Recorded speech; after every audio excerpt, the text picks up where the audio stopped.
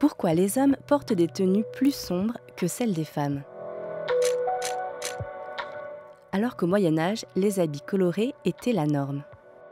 The dress code for men in that period is that it was actually very similar to what women were wearing. La distinction de tenue entre hommes et femmes a débuté avec une invention, le bouton. Depuis l'Antiquité, hommes et femmes ont la même garde-robe. Et au début du Moyen-Âge, tout le monde porte une tunique, plus ou moins courte et retenue par une ceinture. What would often distinguish, I think, between male and female would be some of the accessories that would be draped from the belt.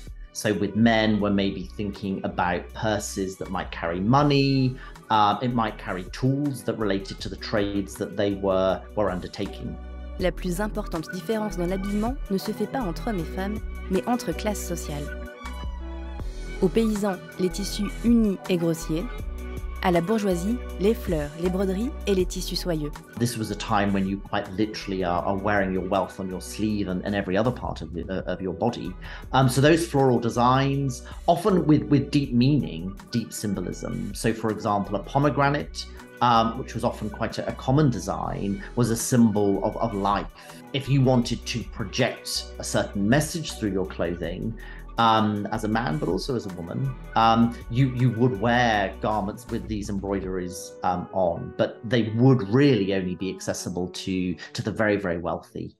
À la Renaissance, des différences dans la coupe des vêtements se systématisent, grâce à un procédé technique qui se répand sous le règne de Louis XIV, le bouton.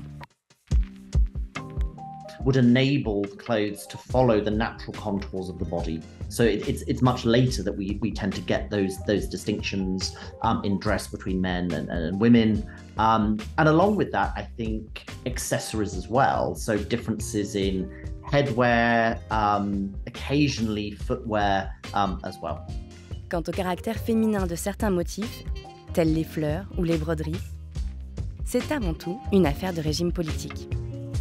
After the 18th century, the revolution in France, in England, the overthrow of Charles I, monarchs in particular, political regimes, are quite keen to move away from the styles of clothing that represented those former regimes, the ancien regime. And so one way of rebranding monarchy, rebranding the political elite was quite literally to dress differently. And so from the 17th century going into the 18th century, both in England and France particularly, and then this sort of spreads across Europe, we do see rulers adopting, particularly male rulers, adopting a much simpler form of clothing. La mode masculine évolue vers plus d'austérité. Redingotes, gilets, chapeaux et pantalons droits se portent dans des couleurs sombres. Les écarts à ces nouvelles règles vestimentaires sont mal vus. Particularly as a man, if you're wearing a lot of very bright, ostentatious, showy garments, you're almost using that to cover defects in your character. If you are a kind of strong man possessing of strength and confidence within yourself and innate skills, you don't need fussy clothes because your character, yourself, very much speaks for you. But it's very much crystallized, I think, first in England, but again across Europe with industrialization, which happens in the 19th century. Par contraste, les femmes éloignées du pouvoir ont accès à une garde-robe plus brillante, colorée et fleurie.